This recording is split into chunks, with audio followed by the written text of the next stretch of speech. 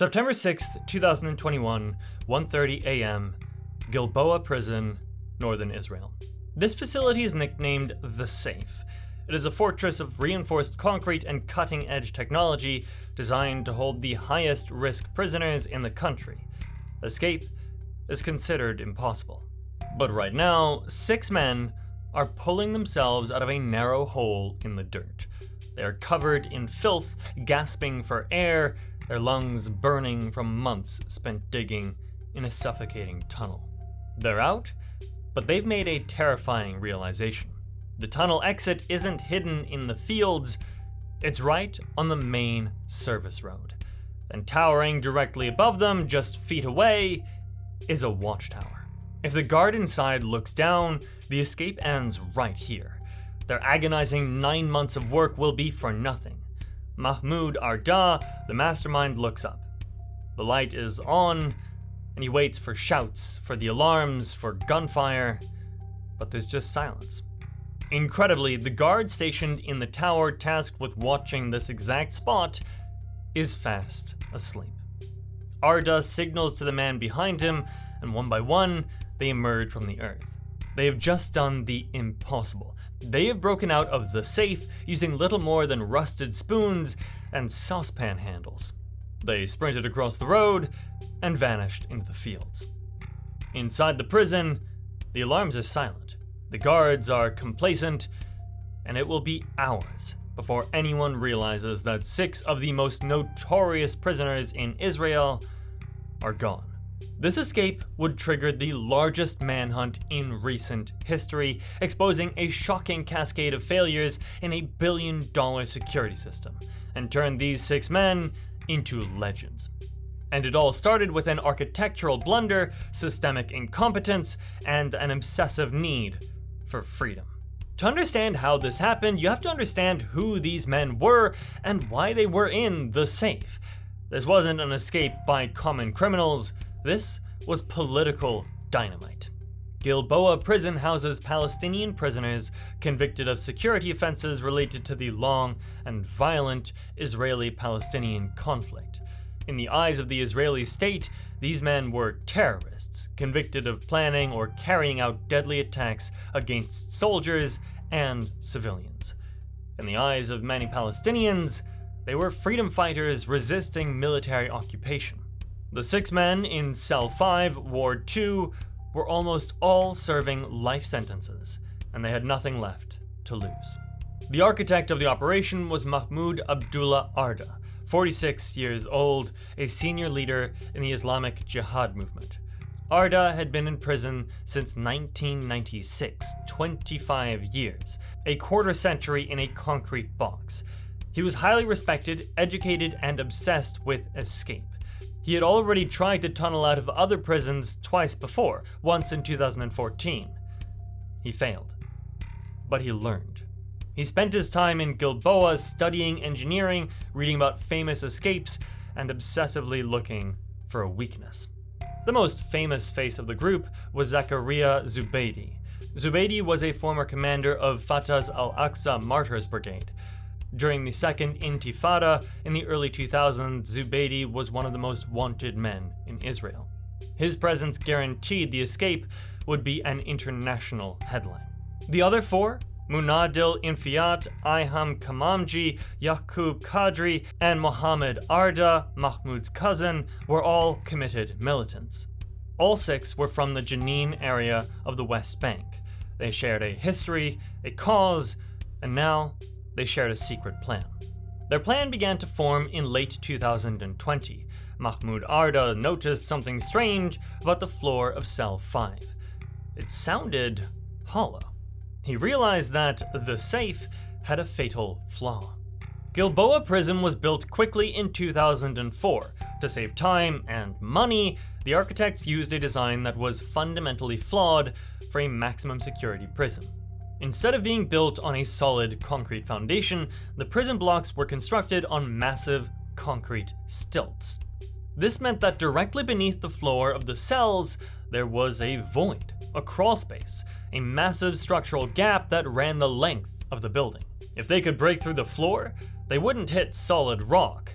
they would drop into this empty space. From there, they could crawl to the edge of the foundation and dig a much shorter tunnel under the perimeter wall. Incredibly, this weakness wasn't a secret. In a shocking oversight, the architectural firm that designed the prison had uploaded the detailed blueprints to their public website. Anyone, potentially including prisoners with smuggled cell phones, could download them and see exactly where the voids were. The map to freedom was publicly available. But the prison administration already knew this.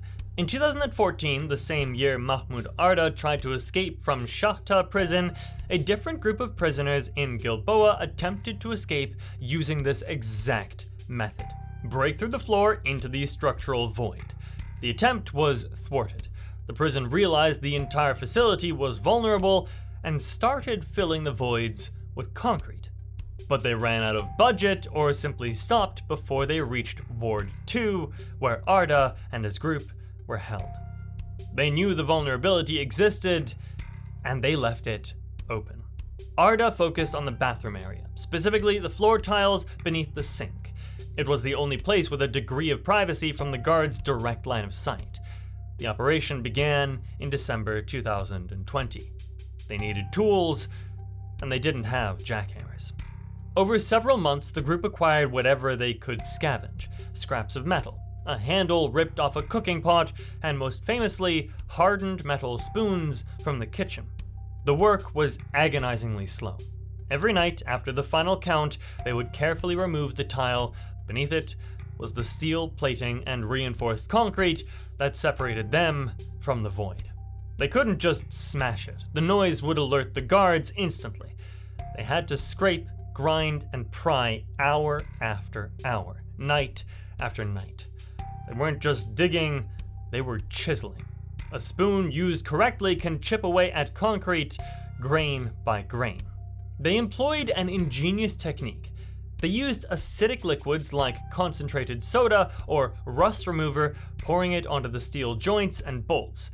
The acid slowly corroded and weakened the metal, making it easier to pry apart. They took turns digging. While one man worked, the others stood watch, ready to signal at the slightest sound of guards approaching. They had to work in near silence, timing their digging with the loudest times of day, during yard time, or using the sound of running water in the shower to mask the noise of the labor. After weeks of grinding, they finally managed to pry the steel plate open. They had reached stage 1. But now, they had a bigger problem: dirt. As they started digging the actual tunnel from the void toward the outer wall, a distance of about 25 meters or 82 feet, they were displacing huge amounts of soil and sand. Where do you hide a mountain of dirt inside a maximum security prison? They developed several methods of disposal. The first was the sewage system. They would pulverize the debris into fine sand and flush it down the toilets or wash it down the shower drains. This was risky and constantly clogged the pipes. The second method was the trash. During yard time, they would discreetly dispose of small amounts in the garbage bins, mixing it with regular trash. The third method was the most meticulous.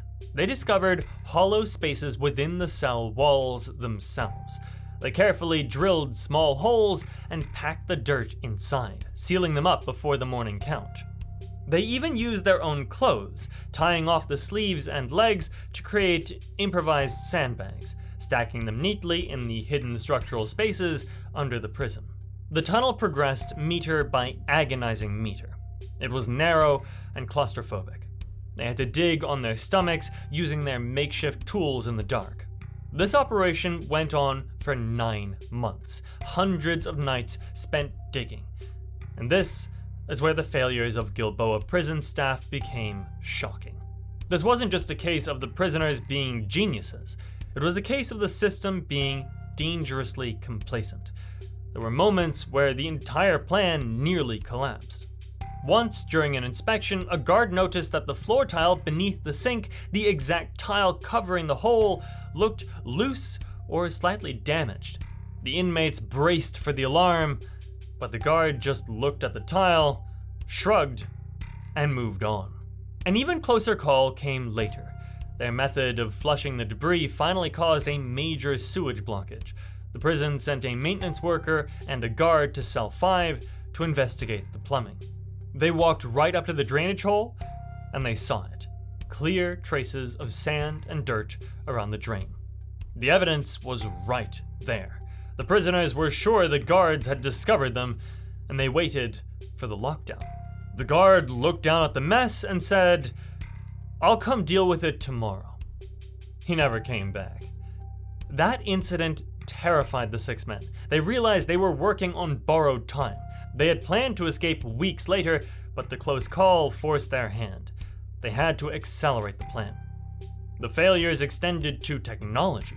The prison was equipped with ground sensors designed to detect vibrations from digging, but they were constantly triggering false alarms, so the guards had learned to ignore them. And then there was the massive intelligence failure. Zakaria Zubeidi, the high-profile leader, was not originally in Cell 5. Just days before the escape, Zubeidi put in an official request to be transferred to that specific cell, claiming he wanted to be with others from his region. Despite regulations against concentrating several high-risk individuals in one place, the request was approved. They placed the final piece of the puzzle right into the cell where the escape tunnel was complete. Everything was aligned for the perfect escape. The date was set, September 6th, 2021. This was Rosh Hashanah, the Jewish New Year, a major national holiday. The prison was operating on reduced staff. The atmosphere was more relaxed. Shortly after 1:30 a.m., the operation began. They lifted the tile one last time. Mahmoud Ardah, the mastermind, went first. He lowered himself through the hole in the bathroom floor. He entered the structural cavity beneath the prison. It was cramped, filthy, filled with construction debris and the very dirt they had hidden. One by one, the others followed. The crawl through the 25-meter tunnel was brutal. The tunnel was barely shoulder width. They had to drag themselves forward on their stomachs, inch by inch, in total darkness. The air was thin and hot. The fear of a cave-in was constant. This wasn't a Hollywood movie. This was dirt, sweat, and desperation. When Ardah finally broke through the surface, he emerged into the cool night air. The first breath of freedom in 25 years. "I felt like I was flying when I got out of the tunnel," Ardah later recounted. But then he realized their location, right under the watchtower. This was the final and perhaps the most shocking cascade of failures. The guard in the watchtower was asleep at her post. Another nearby watchtower, which should have had a clear view of the exit, was reportedly unmanned due to the staffing issues. And the guard assigned to monitor the CCTV footage covering this area was allegedly distracted watching television instead. It was a perfect storm of incompetence. The 6 men emerged one after another, and they quickly changed out of their dirty digging clothes into the fresh clothes that they had carried with them. The original plan supposedly involved a getaway car, coordinated using a smuggled cell phone. But something went wrong. The car wasn't there. They were stranded. Furthermore, the prison's cell phone jamming system, which should have prevented them from coordinating, had reportedly not been activated that night. They had to move. They started running eastward away from the prison, disappearing into the surrounding farmland. It was now 1:49 a.m. The escape was complete. But when does the prison realize they're gone? The first indication that something was wrong didn't come from the prison. It came from a taxi driver. A driver cruising on Route 71 saw the figures running through the fields. They looked suspicious, so he called the police. A patrol car arrived and checked the area. They found the hole in the ground near the watchtower. They radioed the prison. "Do you have any missing prisoners?" The prison staff did a quick head count. It was 2 a.m. They reported back, "No, all prisoners accounted for." They had counted the men in the beds, apparently not noticing that some were just piles of blankets. The police insisted something was wrong. The prison did another count. 3 a.m. They reported 3 prisoners missing. It wasn't until nearly 4 a.m., over 2 hours after the escape, that the full truth dawned on them. 6 high-risk prisoners were gone. The safe had been cracked. The realization sent shockwaves through the Israeli security establishment. This was more than just an embarrassment. It was a major security crisis. If the safe could be breached with a spoon, was any prison secure? A massive manhunt was launched immediately. Thousands of police officers, border patrol agents, and soldiers were deployed. Drones filled the sky, helicopters with thermal imaging cameras scanned the fields. Over 200 roadblocks were set up. Elite special forces units and canine units were brought in to track the escapees. The entire country was on high alert. The fugitives walked for hours, covering about 7 kilometers or 4.3 miles on foot. They were aiming for the nearby Arab village of Naura. Their goal was to reach the West Bank, specifically their hometown of Jenin, where they could melt into the population and find refuge. It was around 5 a.m. They were exhausted, dirty, and desperate. They approached a few local residents asking for help or a ride, but the residents were terrified of the consequences of helping fugitives, and so they refused. The 6 fugitives found a local mosque. They went inside, washed the filth of the tunnel off their bodies, and prayed. While in Naura, Mahmoud Ardah managed to borrow a cell phone from someone at a local bakery. He called his brother in Jenin. They had a pre-arranged code. Ardah told his brother to drive immediately to a specific location to meet a prospective bride, code for the escape being successful. But the mobilization was too fast. They realized that the border to the West Bank was sealed, and their plan was now impossible. They faced a terrible choice: stay together and be easily spotted, or split up and increase their chances of survival. They decided to split into 3 pairs. They agreed not to tell each other their intended destinations, so if one pair was caught, they couldn't betray the others under interrogation. They parted ways, and the Great Escape was over. Now, it was a desperate fight for survival. For the next few days, the fugitives hid in northern Israel. They were cut off from any support network. They had no money, no food, and no safe houses. They were constantly moving, constantly hiding, and constantly hungry. They were forced to scavenge for survival. They ate pomegranates and cacti found in the fields. Mahmoud Ardah later mentioned eating a kilo of raw, bitter, out-of-season olives just to fill his stomach. They were tasting freedom, but it was a bitter taste. The initial euphoria quickly turned into a desperate struggle. They could hear the drones buzzing overhead. But there were moments of profound emotion. Mahmoud Ardah later recounted a moment during those days when he walked into a field of cows. After 25 years in a concrete box, the sight of the animals overwhelmed him. He reportedly went up to a cow and began kissing it, savoring the connection to the natural world he had been denied. He said, "I forgot the 25 years inside those prisons the moment I exited the tunnel." But the reality of the manhunt was closing in. 4 days after the escape, September 10th, the city of Nazareth. Yaqub Qadri and Mahmoud Ardah, the mastermind, were exhausted. Hunger was tearing at them. They were spotted rummaging through trash bins, desperately looking for something to eat. They approached a local resident and asked for food. The resident recognized them from the news reports that had saturated the media. He told them to wait, promising to help, and immediately called the police. When the police arrived, Ardah and Qadri offered no resistance. They were too tired to run. The mastermind was back in custody. The authorities now had 2 of the 6, and the pressure intensified to find the remaining 4, especially Zakaria Zubeidi. The very next morning, September 11th, a truck stopped near the town of Shibli al-Ghanam. Israeli trackers had found clues in the area: discarded cigarette butts and a drink can. They focused their search. Zakaria Zubeidi and Mahmoud Ardah were hiding under the flatbed of a semi-trailer in the parking lot. They were weak and dehydrated. Police and Shin Bet agents surrounded the truck stop. Zubeidi, the famous militant commander, was found disorientated. Reports indicated he sustained significant facial injuries and broken ribs during the arrest. 4 were down, 2 were still at large. Ayam Kamamji and Munadil Infiat. These 2 had managed to achieve what the others couldn't. They successfully crossed the security barrier into the West Bank. They reached the city of Jenin, a stronghold of Palestinian militant groups. They thought they were safe. They were sheltered by supporters, but the Israeli security forces were not going to let them disappear.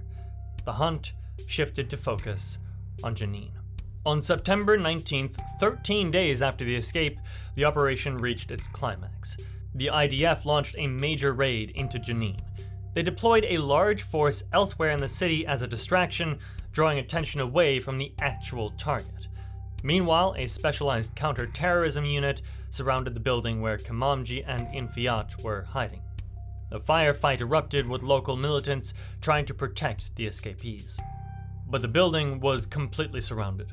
Realizing their situation was hopeless, and perhaps wanting to avoid widespread destruction and casualties in the community protecting them, Kamamji and Infiat surrendered. The great Gilboa prison break was over. All 6 men were back in custody. The aftermath of the Gilboa prison break sent shockwaves through the system. A government commission was launched to investigate the astonishing catalog of failures. The findings were scathing.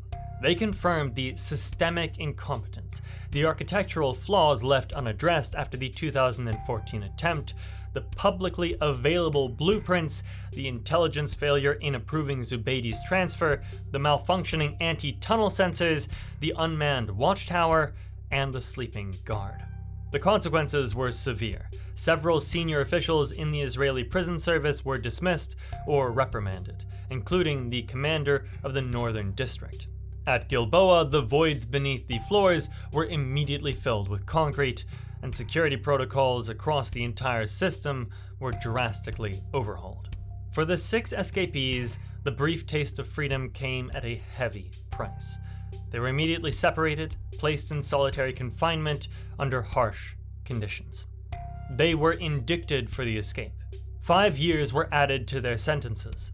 For men already serving life sentences, another 5 years might seem symbolic, but it was a statement. The 5 other prisoners accused of assisting them also received additional years. The Freedom Tunnel, as it became known among Palestinians, became an instant legend. The rusty spoon became an unlikely symbol of resilience and defiance against overwhelming odds. Mahmoud Ardah, despite the failure of the escape, expressed no regrets. His brother relayed that those 5 days of freedom were celebrated as if they were worth 50 years. The 6 men remain in prison, but their escape shattered the illusion of the safe, proving that even the most secure fortress is vulnerable when men are desperate enough to risk everything for a taste of the open sky. If you enjoyed this prison break case, check out the channel. There you'll find many great stories just like this one. If you like what you see, please subscribe. I'd be very grateful, and I'll catch you next time.